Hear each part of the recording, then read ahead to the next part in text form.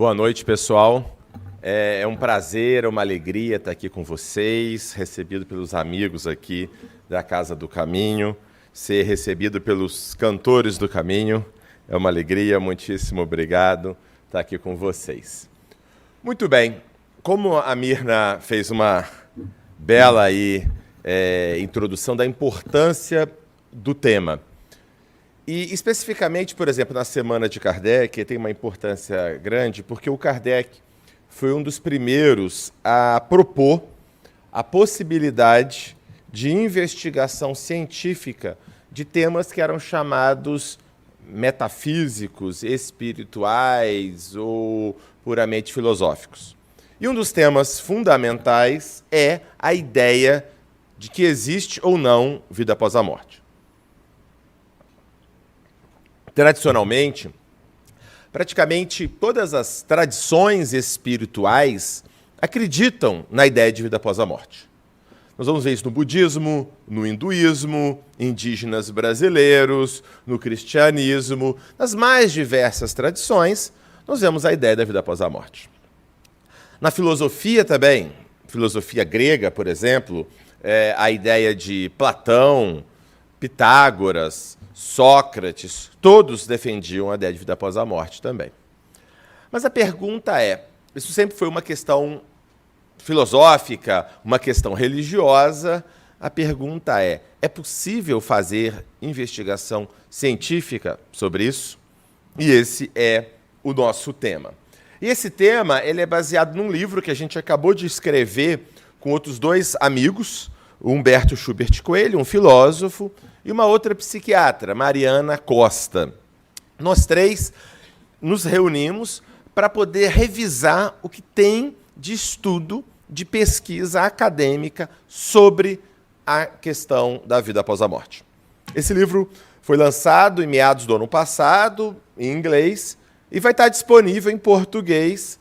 Vai ser lançado aqui em Juiz de Fora, no dia 26 de maio, num evento CONUPS que a gente vai estar organizando e vai estar sendo disponível para todo mundo que tiver interesse depois ter mais acesso. Mas, como eu já comentei, a ideia de vida após a morte sempre foi disseminada entre as tradições religiosas e espirituais. Praticamente não há nenhuma tradição espiritual que não fale de uma ideia de vida após a morte, e mesmo na filosofia também.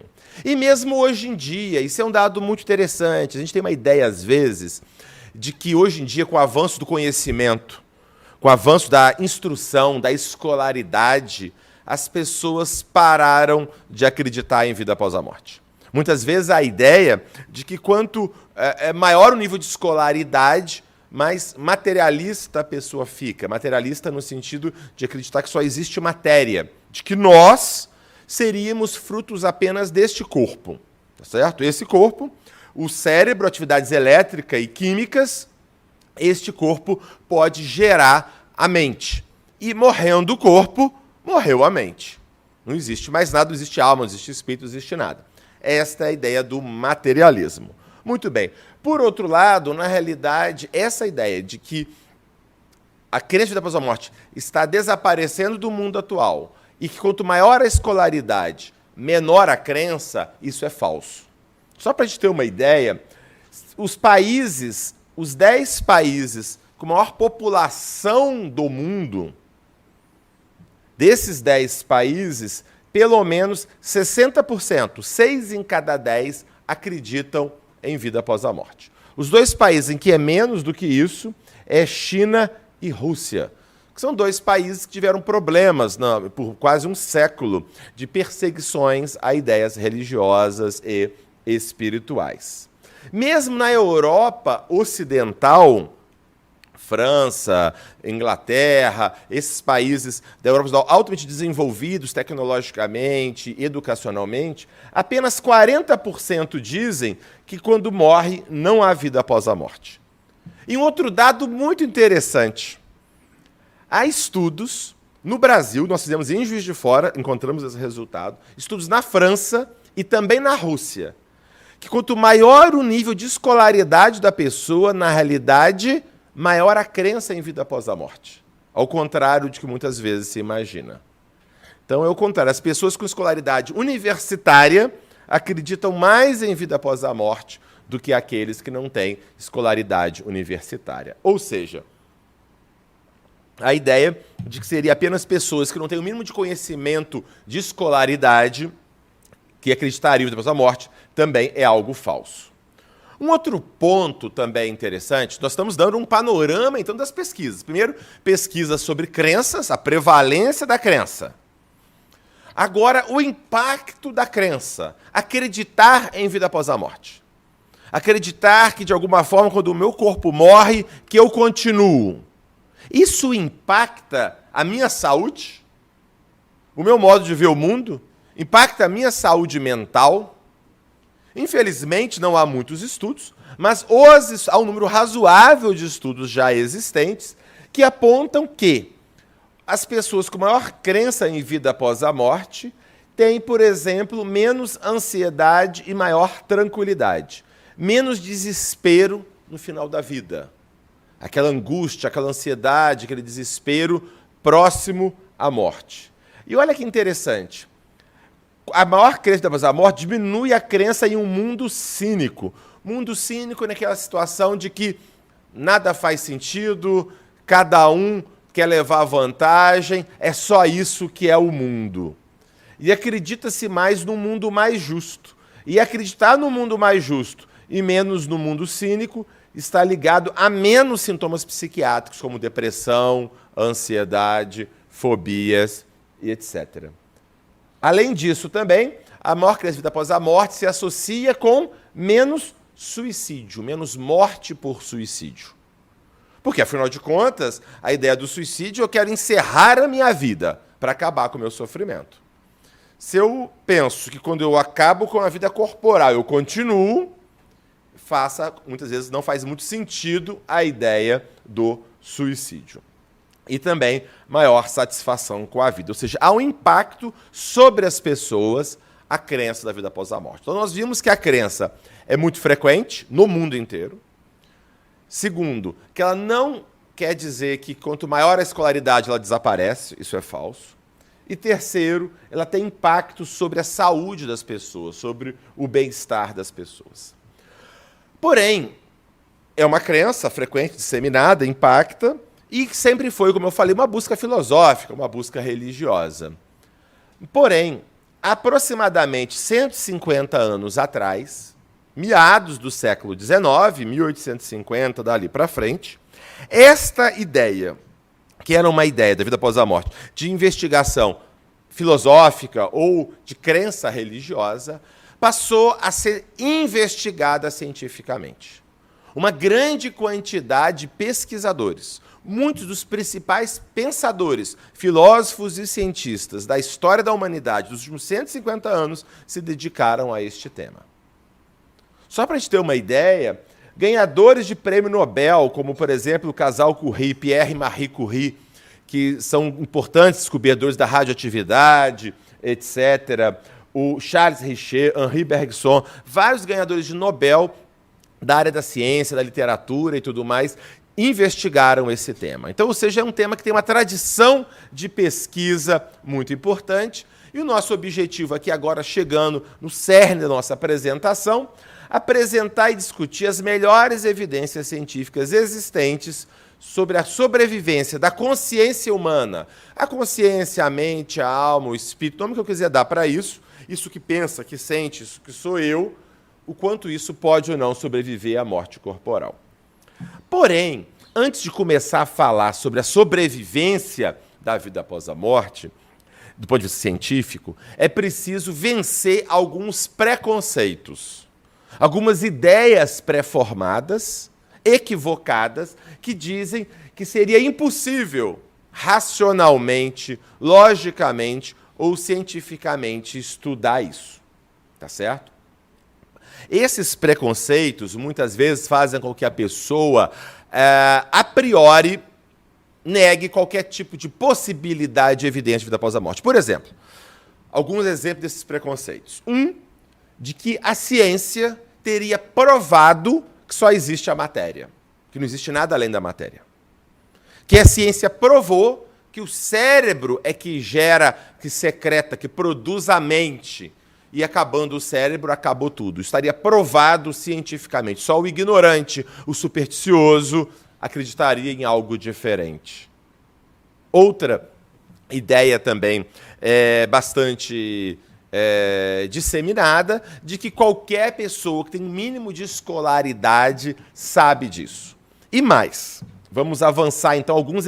Porque se eu acredito... E outra coisa também, a ideia de que para fazer ciência, eu preciso necessariamente explicar tudo em termos de matéria. Se eu falar que existe algo além da matéria, seria anticientífico e supersticioso. Que para fazer ciência, quando a ciência surge, ela surge negando esses aspectos não materiais, espirituais, e afirma que só existe a matéria. Qualquer coisa fora disso seria anticientífico, seria superstição. E se eu já parto do pressuposto que não existe nada além da matéria, obviamente não pode existir vida após a morte. E não pode existir evidência de vida após a morte. Quando alguém fala que está vendo alguém que já faleceu, quando alguém fala numa experiência de quase morte, que teve uma experiência fora do corpo, e que viu o que aconteceu, essa pessoa só pode estar alucinando, ou inventando, ou fantasiando, porque não pode existir isso. Ok? Vamos lá. Vamos discutir isso brevemente. Uma das ideias muito frequentes é de que a neurociência provou que o cérebro gera a mente, gera a alma. E quando você pergunta, e tá bom, e quais são as evidências? Quais são as evidências científicas de que o cérebro que está gerando a mente, que gera a alma? A primeira coisa que se diz é o seguinte, olha, se eu estimular o cérebro do indivíduo, a pessoa pode ter visões, pode ter experiência fora do corpo. Se eu tiver estímulos elétricos no cérebro e alguns choquinhos no cérebro, eu posso gerar uma série de vivências. Então, isso mostraria que é o cérebro que está gerando isso. Segundo, eu penso no amor que eu tenho pelos meus filhos, no amor que eu tenho pela minha esposa, e aí isso tem a ver com a ativação no cérebro de uma região específica no meu cérebro. Então, isso seria a prova de que esse amor que eu sinto nada mais é do que a ativação naquela área do cérebro. E terceiro, lesões no cérebro. Por exemplo, se eu causo alguma lesão no cérebro, eu afeto a mente. Caso clássico, os quadros de demência, por exemplo, Alzheimer e tudo mais, né? Vai ter uma distribuição de certas áreas do cérebro e a pessoa começa a ter alteração de memória, o comportamento dela se altera, uma série de coisas se alteram. Então, significa que a origem daquela personalidade está ali no cérebro. Porque se eu lesei aquilo ali e a pessoa alterou o seu comportamento, o seu modo de pensar, ali é a causa última. Então, essas são as ideias básicas, que seria a comprovação de que o cérebro gera a mente. Entretanto, na realidade, isso é um problema. Porque esses mesmos fenômenos podem ser explicados também se o cérebro não for a causa da mente, mas um instrumento para manifestar a mente. Por exemplo, esse data show que vocês estão vendo aí. O data show está projetando a imagem aqui. Ok? Vamos imaginar que se eu estimular alguns circuitos do data show, eu vou ter imagem. Eu posso ter imagem do slide aqui. Posso. Se eu estragar um circuito do data show, eu não vou ver a imagem. Também é verdade. E, além disso também, e eu vou ter relação entre a imagem que eu estou vendo e a ativação do circuito ali. Mas nada disso prova que o data show é quem inventou e criou este slide. Porque, na realidade, ele está só projetando, ele é um instrumento para eu ver o slide. O slide fui eu que criei no computador da minha casa, mandei para o WhatsApp para a equipe daqui. A equipe baixou do WhatsApp, colocou no computador, do computador passou para o cabo chegou aqui, para aqui projetou. Então, o data show não é a causa última do meu slide. Ele é um instrumento para vocês verem meu slide. Qual que é a comparação que eu estou fazendo? O slide seria a mente, seria a alma, a mente. O data show seria o cérebro. O datashow é importante para vocês verem o slide, mas ele não causa o slide. Do mesmo modo, o cérebro ele é importante para a manifestação da mente, da alma, mas ele não é a causa da alma. Do mesmo modo que se eu lesar o datashow, estragar o datashow, eu não consigo ver o slide, se eu lesar o cérebro, a mente não consegue se manifestar direito. Do mesmo modo que eu vou ter correlações entre a ativação do circuito do datashow e o slide, eu vou ter correlações entre a ativação da mente e a ativação do cérebro e a função da mente.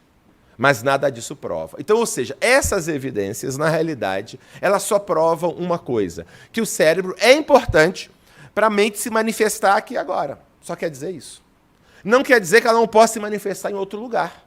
Se vocês quebrarem o datashow, eu posso usar outro datashow, eu posso apresentar isso no computador, eu posso mandar para o celular de vocês. Vocês podem ver esse slide em múltiplos outros lugares. Muito bem. E um outro dado muito interessante que as pessoas ignoram também, dizendo que a pessoa, por fato da pessoa ser cientista,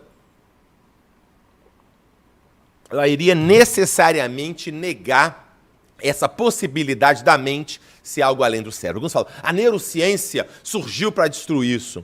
A psicologia científica surgiu para destruir isso.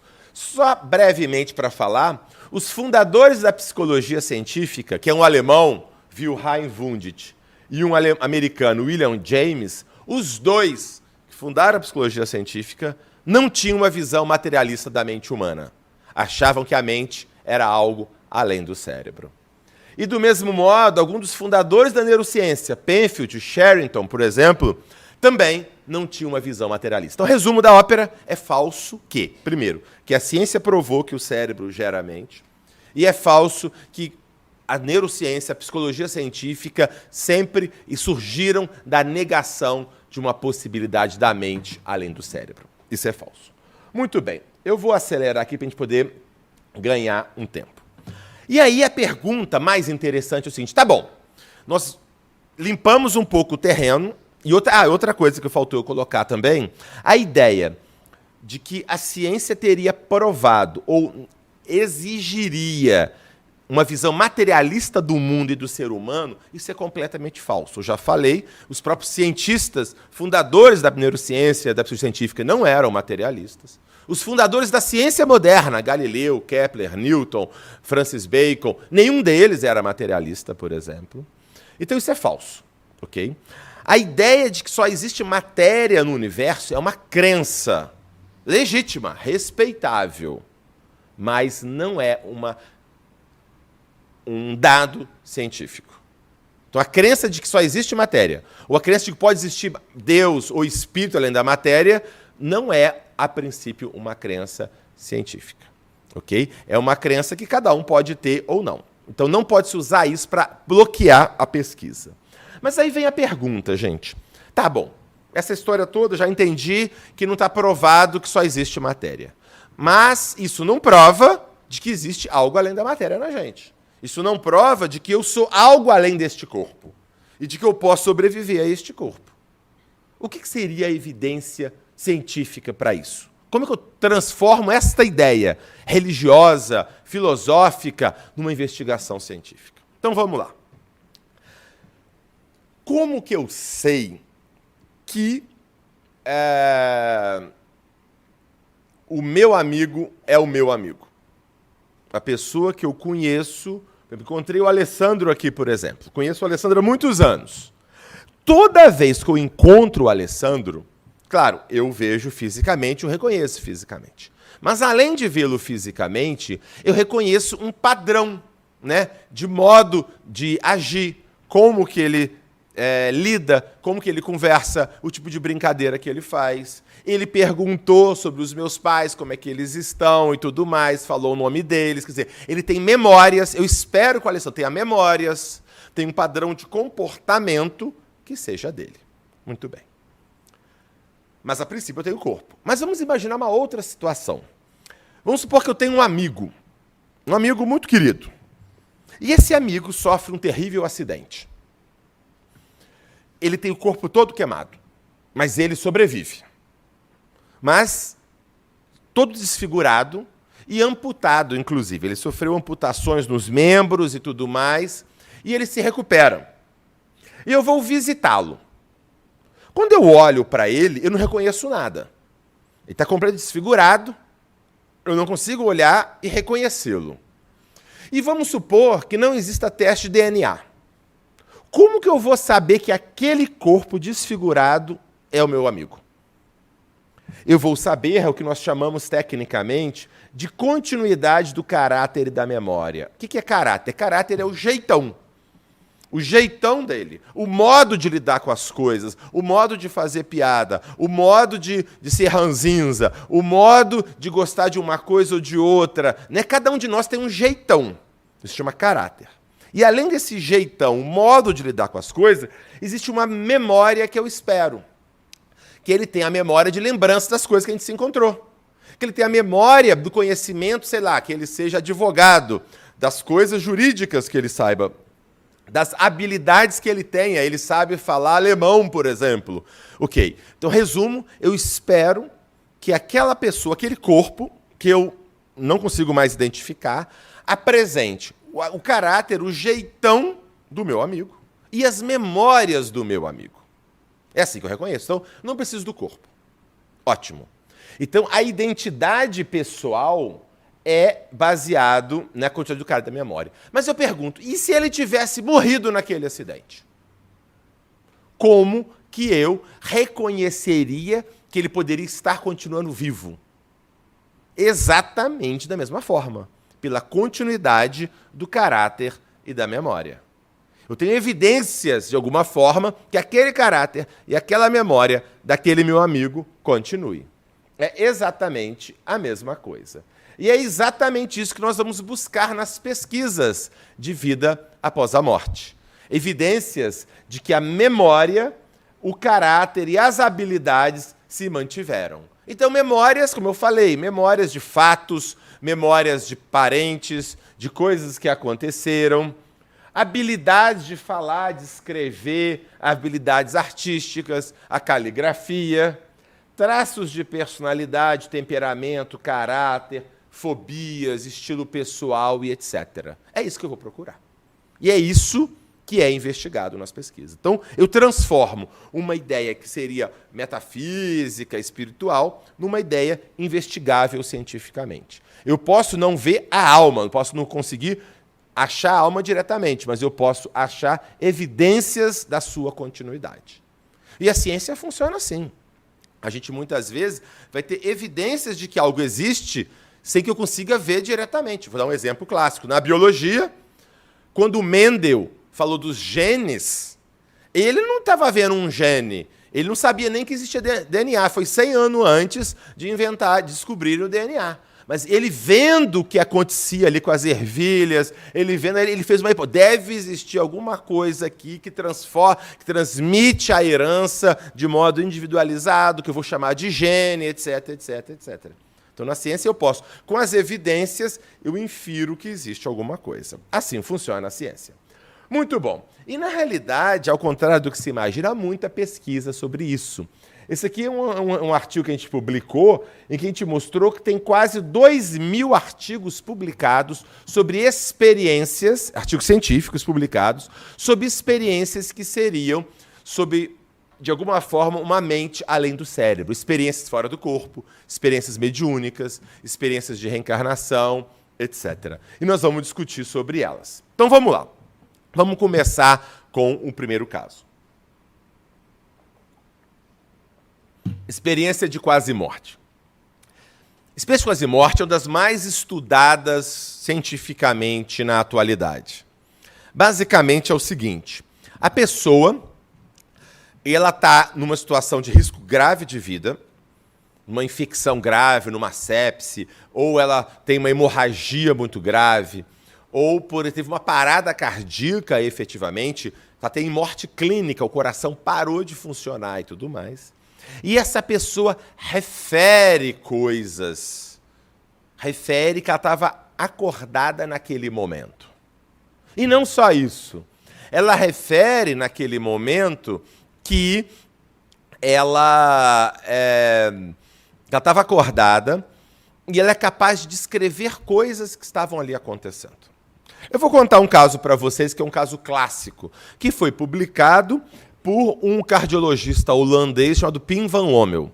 Ele publicou na mais importante revista médica do mundo, a revista The Lancet. O caso, basicamente, é o seguinte. Um camarada estava andando na rua, tem uma parada cardíaca.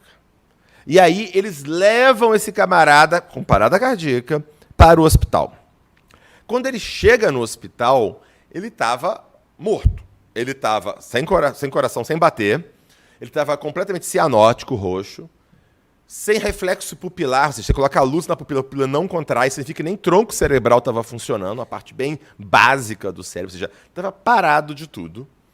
E aí eles começam a tentar reanimar aquele indivíduo. E começa a reanimar, e dá choque, dá adrenalina, e massagem, e tudo mais, e vai tentando, eles quase desistem. Depois de meia hora, o coração volta a bater. Muito bem. O coração volta a bater, mas a pessoa continua inconsciente. Tá? E aí ele subiu para a UTI, etc. Uma semana depois, estava no hospital, já muito melhor, já lúcido. Aí, de repente, entra uma enfermeira no quarto dele. Ele olha para a enfermeira e fala assim, você sabe onde está minha dentadura? A enfermeira olhou para ele assim, como assim? Sim, você estava lá no dia que eu cheguei aqui no hospital. E ela olhou assim, porque ela estava mesmo. Aí ela olhou assim, como assim? Quando eu cheguei, estava você e o médico, e quando vocês iam me entubar, vocês viram que eu estava com uma dentadura. Vocês tiraram a minha dentadura, abriram, tinha um carrinho do seu lado cheio de uns potes em cima, que é o carrinho de parada, abriram a gaveta, colocaram minha dentadura, fecharam ali e começaram a me entubar e foram me reanimando. E ele descreveu, então, a pessoa, descreveu o médico, descreveu ela, e mais, descreveu a conversa que eles tiveram. E lembrando, tudo isso era verdade, e ele estava em parada cardíaca, o cérebro sem funcionar, totalmente cianótico, e a pupila midríase fixa, ou seja, o cérebro não estava funcionando. E ele falou o seguinte, e ainda fiquei muito preocupado, porque teve uma hora que vocês estavam querendo desanimar, desistir de ressuscitar. E eu gritando, não desiste não, não para não, não para não. E tudo isso efetivamente aconteceu. Então, muito bem. Esse caso foi publicado. Se a mente fosse um produto da atividade eletroquímica do cérebro, quando o cérebro fica isoelétrico, sem atividade elétrica nenhuma, quando ele fica parado, não pode existir consciência. Se a pessoa está consciente, e não só ela está consciente, como ela é capaz de descrever coisas que efetivamente aconteceram, é um indicativo o quê? Que quando a morte física acontece, o corpo parou, o coração parou, o cérebro parou, de alguma forma a mente, a consciência continua existindo. Isso fala contra a ideia de ser uma mera alucinação, porque ele descreveu coisas que efetivamente aconteceram no momento que o cérebro não estava funcionando. Isso chama percepção verídica. Há vários outros casos descritos, eu peguei esse como um dos casos mais clássicos. E um outro dado muito interessante que separa também a EQM, experiência de quase morte, de estados confusionais alucinatórios. Médicos, enfermeiros que trabalham em UTI estão acostumados a ver estados confusionais. O paciente fica desorientado, ele fica zureta, começa a falar coisa, não falar coisa com coisa, começa a achar que está sendo perseguido, etc, etc. E depois que ele se recupera, ou ele não lembra de nada do que aconteceu, ou ele fala, nossa, eu estava completamente fora da casinha. Ele reconhece que aquilo ali era uma alucinação, era uma alteração mental. Isso é completamente diferente da vivência de experiência de quase morte, em que a pessoa não só reconhece uma lucidez mental, e não só isso, ele fala, eu nunca estive tão lúcido na minha vida como naquele momento. Uma lucidez mental, uma capacidade de percepção das coisas e uma capacidade de memória muito grande. Nós estamos finalizando agora um levantamento de 200 casos de EQM no Brasil. As pessoas que descreveram EQMs, em média, aconteceram há 15 anos atrás. E essas pessoas continuam dizendo que aquela memória, 99,5% das pessoas, só um que disse que não, que aquela memória era efetivamente verdadeira. E mais interessante, tem estudos mostrando sobre qualidade da memória. Qualidade da memória é o seguinte: uma memória real e de boa qualidade, você lembra não só do fato, você lembra do que aconteceu em torno, você lembra, às vezes, do cheiro, do ambiente, de outros aspectos. Tem um monte de aspectos de qualidade da memória. Tem uma escala que mede qualidade da memória. Teve 2 estudos europeus que avaliaram a qualidade da memória da EQM e compararam com outra memória normal, real, e com uma memória fantasiosa. A memória de EQM pontuou como qualidade de memória mais do que a memória real, inclusive. O que vai de acordo com a ideia de ser mais real do que a realidade. E não só isso. Há impactos ao longo da vida da pessoa. A pessoa tem uma vivência de que ela teve acesso a uma dimensão nova da existência, uma dimensão espiritual, uma percepção mais ampla da vida. E após a EQM, na maioria das vezes, as pessoas tendem a falar que acreditam mais em vida após a morte, acreditam que mais numa dimensão espiritual da vida, e isso muitas vezes impacta o seu modo de lidar com o mundo, com a vida e com as coisas. O que é muito diferente de apenas um estado confusional e etc.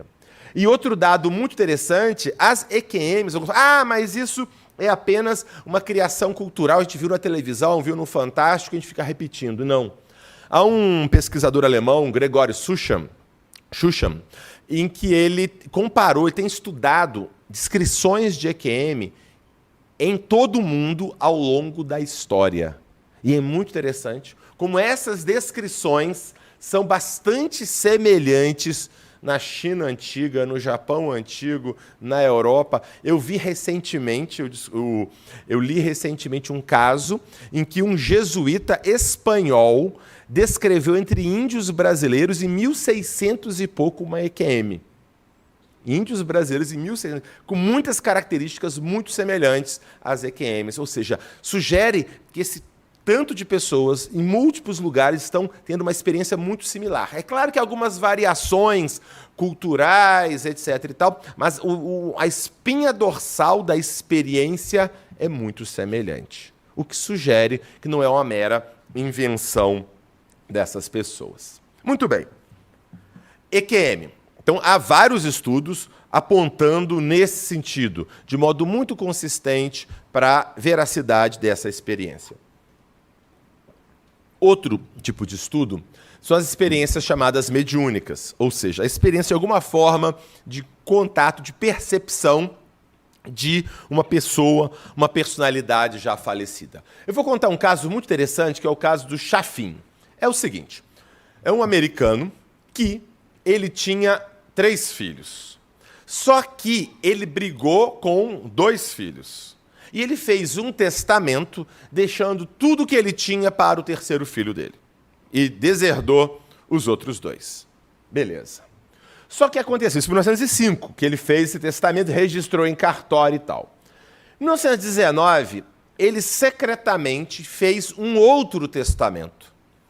Ele fez um outro testamento, colocou numa Bíblia antiga esse testamento novo, e colocou um recado sobre isso num bolso de um sobretudo dele. Ficou por isso mesmo. E acabou que 2 anos depois ele sofreu uma queda e morreu. Pronto. Ninguém na Terra sabia desse segundo testamento. Ninguém sabia. Muito bem. E aí o 3º filho herdou tudo, conforme era previsto. Até que, algum tempo depois, 4 anos depois, o 2º filho começa a ter visões do pai à noite. Ele vai dormir e vê o pai no pé da cama. Devia estar chateado com o pai. E aí, ele via o pai no pé da cama, o pai aparecia várias vezes. E ele aparecia, ficava desconcertado, e o pai aparecia e tal, até que chega uma hora que o pai aparece de modo mais visível para ele mesmo, e ele está com um sobretudo que ele tinha, e fala com o filho: você vai encontrar o meu testamento no bolso do meu sobretudo. O filho acorda e fica assustado com aquilo. No dia seguinte, então, ele vai na casa da mãe e pergunta aonde está o sobretudo do pai. A mãe: não está comigo, deve estar com seu outro irmão. Eles vão na casa do outro irmão, acham o sobretudo. no sobretudo, o bolso de dentro estava costurado. Eles tiram a linha que estava costurando, ali a costura, e encontram um pequeno papel com a letra do pai dizendo o seguinte: para ler o capítulo 27 do Gênesis da velha Bíblia do papai. Estava escrito isso. E aí vão procurar a Bíblia. A Bíblia estava na casa da mãe. Aí foram na casa da mãe achar essa Bíblia.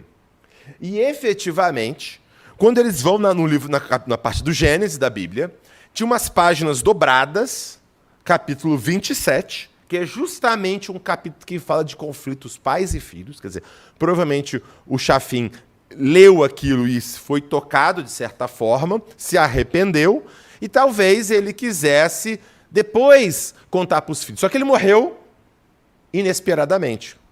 A morte vem como um ladrão. Não sabeis a hora nem o lugar. Temos que estar preparados. E aí ele não contou para ninguém, ficou com aquilo entalado. Ele teve que aparecer para poder contar. Bom, muito bem. E efetivamente está lá. E no capítulo 27 da Gênesis estava dobrado o Novo Testamento. Isso foi levado à justiça. Peritos e uma série de testemunhas reconheceram a caligrafia dele, etc, etc.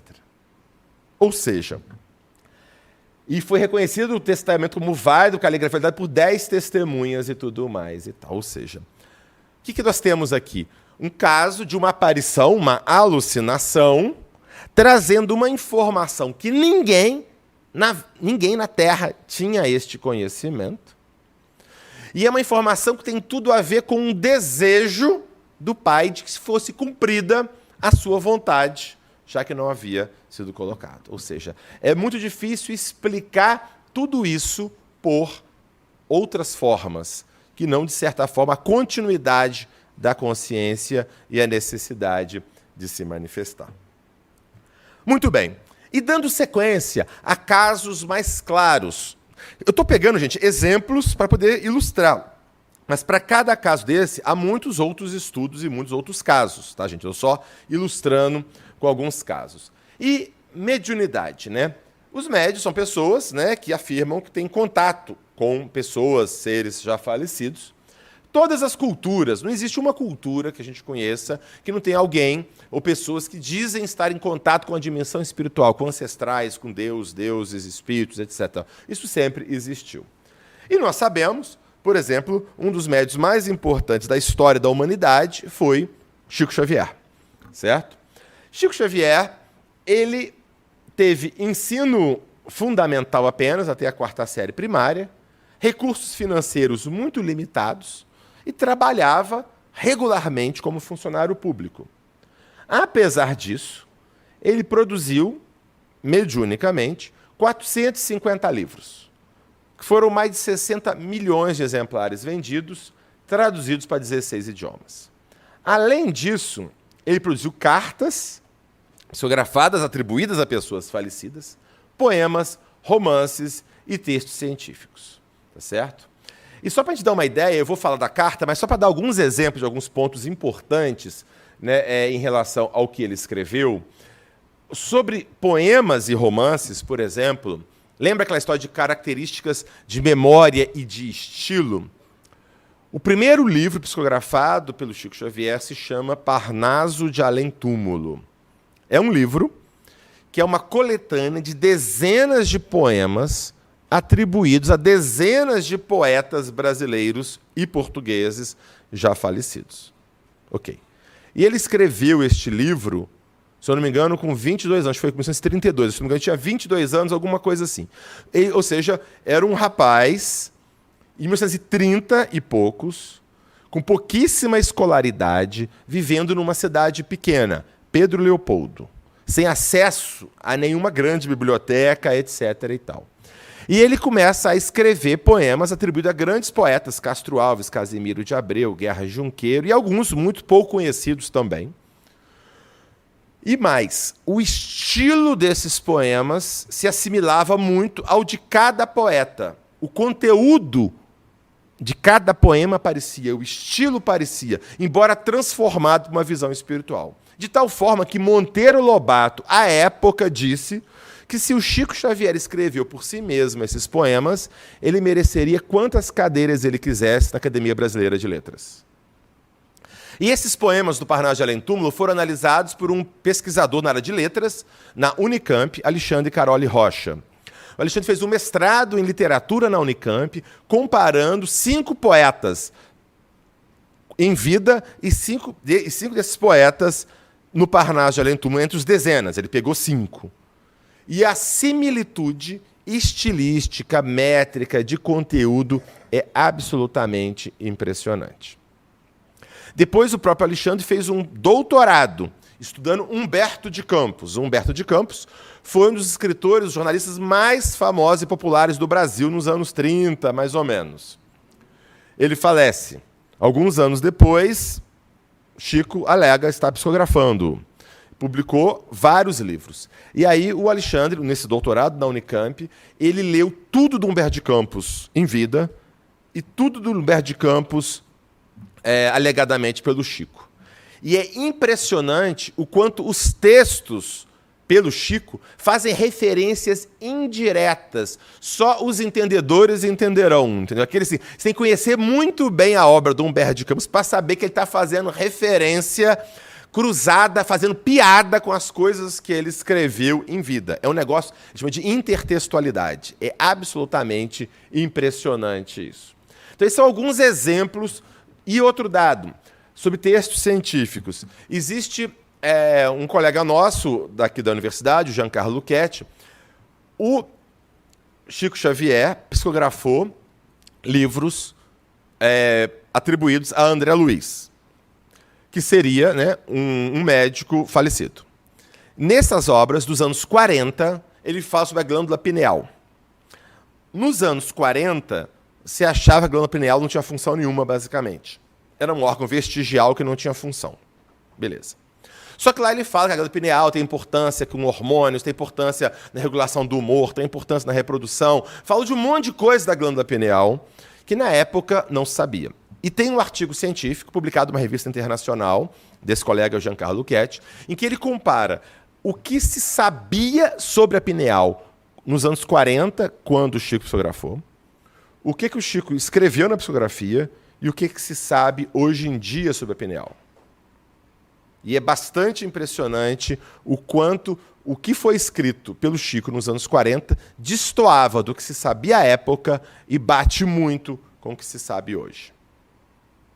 Ok? Muito bem. Mas vamos chegar às cartas, então. Esse estudo foi um pós-doutorado que a gente orientou, do Alexandre Caroli, esse mesmo que fez esses estudos, e da Denise Paraná, pós-doutorado lá na USP, que foi a investigação de cartas do Chico Xavier. Esse aqui é um caso muito interessante, é o caso do Jair Presente. O Jair Presente era um estudante de engenharia, nascido em Campinas, e morreu afogado com 24 para 25 anos. Muito bem. Poucos meses depois, a família de Campinas vai visitar o Chico lá em Uberaba. Quem vai visitar é a irmã, especialmente. A irmã diz para o Chico apenas o seguinte: olha, eu perdi meu irmão, a gente está devastado.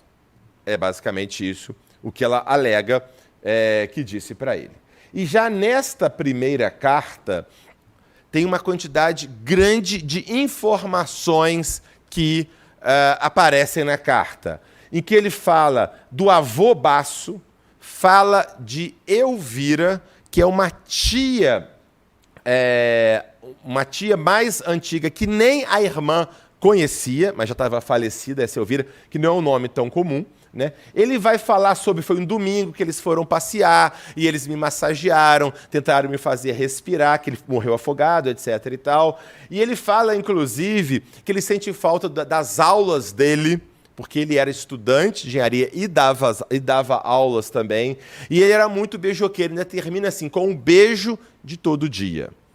Ou seja, uma série de características, desde nomes de familiares que não eram óbvios, não estavam vivos ali naquele momento, e de nomes incomuns, desde a descrição do procedimento, de como que foi a morte, a hábitos dele, como a questão dele ser mais beijoqueiro, a questão dele estudar, etc. e tal. Foram outras cartas que foram acontecendo. Ele fala da gruta de Maquiné, aonde eles iam. Ele vai falando de uma série de questões que efetivamente aconteceram.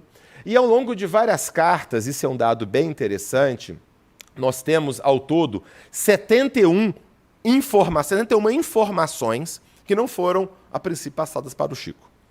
Dessas 71 informações, 97%, 69% eram acerto claro e preciso, tá certo?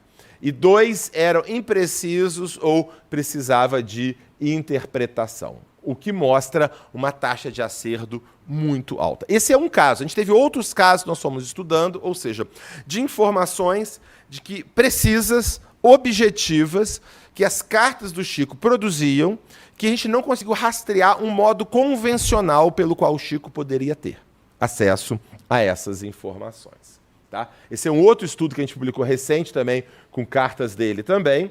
E além desses estudos em profundidade com médiuns, como a gente fez com o Chico, há outros estudos que já foram feitos e que nós também já realizamos aqui em Juiz de Fora, em que os médiuns eles têm chama estudo controlado. Por exemplo, o médium ele produz uma psicografia ou alguma informação mediúnica sobre alguém que ele não está tendo contato com o familiar. Ah, mas o médium fica pescando informação do familiar. Não, o familiar não está presente, vem só um pesquisador representando o familiar, e aí o médium recebe a informação, beleza. Depois o familiar vai receber a comunicação, que era alegadamente do familiar dele, e mais 4 comunicações controle, que é comunicações para outras pessoas, mas que seria de sexo e idade parecido. E aí o familiar vai pegar a comunicação verdadeira e 4 outras, não sabe qual que é, para evitar sugestão, e ele tem que dizer qual daquelas é mais provável de ser dele. Tá? Há um estudo agora com 18 pesquisas deste tipo, mostrando que o familiar tem mais chance, muito maior chance de pegar a comunicação verdadeira dele, sugerindo não ser uma coisa simplesmente do acaso ou do luto, de aceitar qualquer coisa, etc. e tal. Para finalizar, o último tipo de evidência que tem sido muito investigado também são o de crianças que alegam memórias de vidas passadas. Hoje em dia, há literalmente milhares de casos já estudados sobre isso, tá? Há mais de 2.500 casos. Foi uma revisão recente que a gente publicou com outros alunos e outros pesquisadores. Basicamente é o seguinte: uma criança, assim que ela começa a falar, com 2 anos de idade mais ou menos, ela começa a falar o seguinte: olha, eu já vivi em outro lugar e tal. E ela começa a dar detalhes. Olha, eu morava em tal lugar, eu me chamava tanto, eu tinha uma irmã que fazia assim, eu gostava de brincar assado, ou trabalhava de tal jeito, e frequentemente eu morri atropelado em tal... Frequentemente falo de mortes violentas, inclusive, esses casos. Vai ser uma série de coisas. Muito bem. Claro, pode ser fantasia da criança. A criança pode estar inventando, a criança está cheia de fantasia. É claro que pode ser.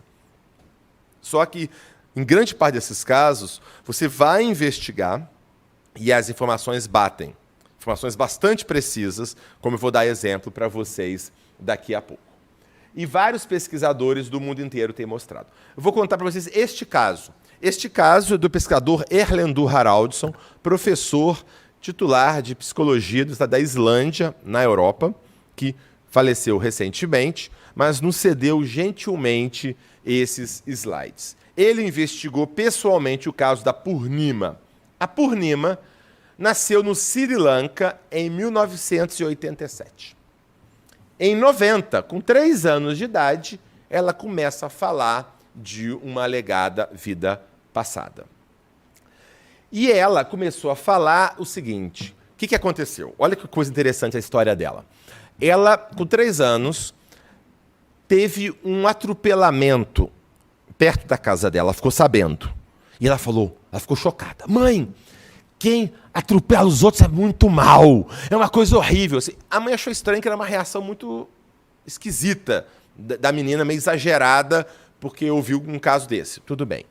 De repente, eles estavam vendo na televisão e aparece um templo, o templo de Kelania, em Angoda, um templo famoso, no Sri Lanka, e aí que ela começa a falar, eu já morei ali. Aí ela começa a falar, eu morava atrás do rio que passa atrás deste templo. E eu fazia incensos. E eu fazia incenso de marca Ambica e Geta Pitcha. Não existiam essas marcas de incenso aonde eles moravam. Eu usava incenso de marca Ambica e Geta Pitcha. E começa a falar, eu morava assim e tal, tal, e eu estava indo vender incenso de bicicleta, e eu fui atropelada por um caminhão, um veículo muito grande, e vim parar aqui. Isso mais ou menos que ela falou. O pai da menina era diretor de escola e tinha um professor que era dessa região e ele pediu para o professor ir lá começar a verificar essas informações. Resumo da ópera. Atrás do templo Kelania, efetivamente passa um rio e eles encontraram um grupo de fazedores de incenso.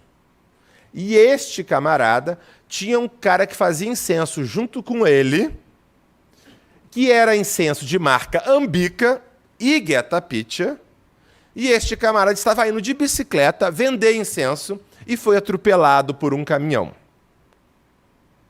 E perguntaram para a menina, você tem alguma marca de nascença?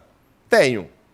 Está vendo uma mancha branca aqui embaixo da costela? Ou seja, já tem uma mácula hipocrômica aqui embaixo da costela. Muito bem. Eles conseguiram o laudo de necrópsia do fazedor de incenso. No laudo de necrópsia do fazedor de incenso, que morreu 5 anos antes dela, diz o seguinte, foram fraturas na costela que perfuraram pulmão, baço e fígado, justamente nessa região embaixo da costela, e foi a lesão fatal. Quer dizer, a menina tem uma marca de nascença que é exatamente no local da lesão fatal do indivíduo. E aí explica também a reação exagerada que ela teve à morte de atropelamento que teve perto da casa dela. Porque é comum nesses casos, situações fóbicas, situações de grande desconforto em situações ligadas à situação de óbito. Em resumo, ela fez 20 afirmações, dessas 14 corretas, 3 incorretas e 3 indeterminadas. Nós vemos que são informações muito específicas. É muito improvável que ela tivesse acertado isso por um acaso ou soubesse essas informações. Menina de 3 anos de idade. Certo? E esses casos têm sido documentados em múltiplos países por múltiplos pesquisadores. Ok? Em resumo, juntando tudo que nós estamos falando, é fundamental o somatório das evidências. Na ciência, a gente nunca tem assim, uma única prova isso. Não existe, nem na física, nem na química, não existe um experimento que prova tudo, alguma coisa. Na ciência, o que a gente faz? A gente soma evidências de múltiplas fontes que convergem, que apontam na mesma direção. Muito bem. Uma outra coisa importante. Quais são as principais hipóteses alternativas para estes fenômenos que a gente descreveu? Alternativas à ideia de sobrevivência. Fraude. Pode ser fraude. Claro que pode ter fraude. Fraude médium, fraude nesses casos, etc. Agora, é muito estranho que todos esses casos sejam de fraude e de fraude semelhante. Por exemplo, EQM. Todo mundo inventa EQM igual no mundo inteiro, desde a China antiga, o Japão antigo, os índios brasileiros. Não é provável que seja fraude. Ou os casos de crianças. Claro que pode ter casos que a família quer induzir um caso, claro que pode acontecer. Mas as características dos casos que a gente está estudando no Brasil são muito parecidos com essa do Sri Lanka, que são parecidos com outras que foram investigadas na Índia, no Líbano ou na Europa. Não é possível que todo mundo fez um conluio no planeta inteiro para poder fazer esse tipo de fraude. Então, que pode existir caso de fraude? É claro que pode. Mas, em inúmeros casos, é muito improvável pela quantidade de pesquisa e controle que se faz. Na própria mediunidade, há vários casos que é impossível vazamento de informações controlados, como eu já falei aqui. Tá? Então, a fraude pode existir, mas claramente ela não consegue explicar esse conjunto de fenômenos. Ou o caso do Chico Xavier, ele teria que ter uma rede absurdamente enorme, cara, de espionagem e investigação de centenas, de milhares de pessoas por décadas para passar essa informação para ele naquele momento. Outra coisa, o acerto é por um acaso, ou é uma alucinação, quer dizer, claro que pode ser acerto casual, é claro que pode. Mas cá entre nós, o exemplo de afirmações, como a gente comentou, tanto do testamento, quanto da descrição do que aconteceu na parada cardíaca, ou da menina aqui, é muito improvável de ser por um acaso. Uma outra interessante que a hipótese que compete mais na realidade com a ideia da sobrevivência, porque essas hipóteses mais materiais, e claro que elas existem, explicam boa parte dos casos, mas não explicam o conjunto e a melhor parte dos casos. Então é preciso passar para outra hipótese. A hipótese que se fala muitas vezes é a ideia da percepção extrasensorial, que seria o seguinte, capacidade telepática. Por exemplo, o Chico Xavier poderia ter uma capacidade telepática e ele pegaria a informação da mente do familiar que está ali, e não do falecido, por exemplo. Essa que seria a ideia da telepatia. Mas, por exemplo, como que isso explicaria a capacidade dele, por exemplo, de fazer poemas? Como isso explicaria a capacidade de trazer informações que nem o familiar ali sabia? Então, tudo isso vai enfraquecendo essa outra hipótese. E o que acontece, então, na realidade? É um potente caso de triangulação. Nós temos o quê? Pesquisadores, os mais diversos, em múltiplos países, ao longo de 150 anos, estudando diversos fenômenos. Dei alguns exemplos aqui: mediunidade, aparições, EQM, experiência fora do corpo, casos sugestivos de reencarnação, pesquisando tudo isso, e esses resultados convergindo numa mesma explicação mais simples. Ao invés de eu ter que ficar procurando mil explicações, forçando mil explicações para cada um dos casos, é muito mais simples explicar esse conjunto de casos, já que eles sejam aquilo que eles parecem ser. A continuidade da consciência da mente após a morte corporal. A explicação mais natural parece ser a mais razoável. Elas se reforçam mutuamente nesse sentido. Então, essas múltiplas evidências apontam na mesma direção.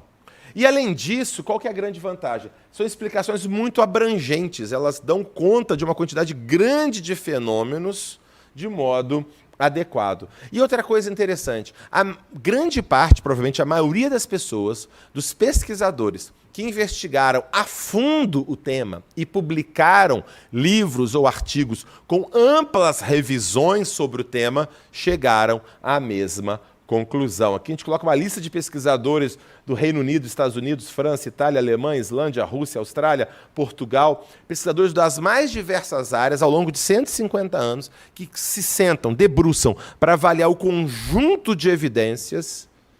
Quando você olha o conjunto de evidências, é muito difícil você não ser impulsionado para a conclusão mais óbvia e natural da sobrevivência da consciência. E muitas vezes, então, qual que é uma das principais resistências a isso, a aceitar essa ideia? Uma delas, uma barreira, é o que chamamos de cientificismo materialista. Não é a ciência. Cientificismo é um abuso da ciência quando eu coloco uma ideologia em cima dela. Então, se eu tenho uma ideologia materialista que só pode existir matéria, eu me nego a enxergar alguma coisa que seja fora disso. Então, isso acontece muitas vezes. Com este livro mesmo aconteceu isso algumas vezes. Algumas pessoas que se dizem, não, eu sou um materialista, mas eu sou mente aberta. Ok, beleza. E aí, ok, beleza. Então, tá aqui o livro para você poder dar uma lida para conversar. A pessoa fala, não vou nem ler porque eu já sei que é mentira. Peraí, mas... Não é piada, não. Isso aconteceu algumas vezes. Algumas vezes. Mas eu sou mente aberta. Certo. Outra coisa, isso não é incomum. E tem um outro lado, às vezes, um dogmatismo religioso do outro lado. Embora a ideia de sobrevivência da alma, da mente, da consciência está em todas as tradições espirituais, alguns certos grupos religiosos ficam desconfortáveis com algumas das experiências que são relatadas aqui. Mas essas experiências relatadas aqui não são propriedade do espiritismo ou de nenhuma outra religião. São propriedades da humanidade. Então, é que todas essas experiências que são relatadas no mundo inteiro, experiências de mediunidade, experiências de reencarnação, de quase morte, aparição, tudo isso é relatado e é pesquisado por pessoas de todas as culturas, em todas as épocas. Não é propriedade de nenhuma religião. Então, mas infelizmente, às vezes tem essa questão e as pessoas às vezes se recusam a aceitar aquele fenômeno porque não se encaixa bem da tradição X ou Y. Esse é um outro problema. Em conclusão, há uma convergência de um diversificado e robusto corpo de evidências de que após a morte persiste a memória e o caráter do indivíduo. São múltiplas experiências, como eu falei, aparição, mediunidade, EQM, casos de reencarnação, que se reforçam apontando. Experiências prevalentes em todas as culturas e épocas, dados replicados por estudos controlados por muitos dos cientistas mais competentes dos últimos 150 anos. Tá certo? E aí, ou seja, o que a gente conclui, basicamente, de que as outras, para eu rejeitar a sobrevivência, eu teria que unir múltiplas explicações muito improváveis e forçadas para cada um destes casos, e multiplicando centenas, milhares de vezes as explicações improváveis e forçadas. A sobrevivência é a explicação mais simples, abrangente e natural para esses dados empíricos discutidos. Então, o resumo basicamente é esse é o panorama geral, ou seja, de qual que é o estado atual da pesquisa da sobrevivência, qual é o conjunto de evidências disponível a esse respeito. Muito obrigado, boa noite a todos.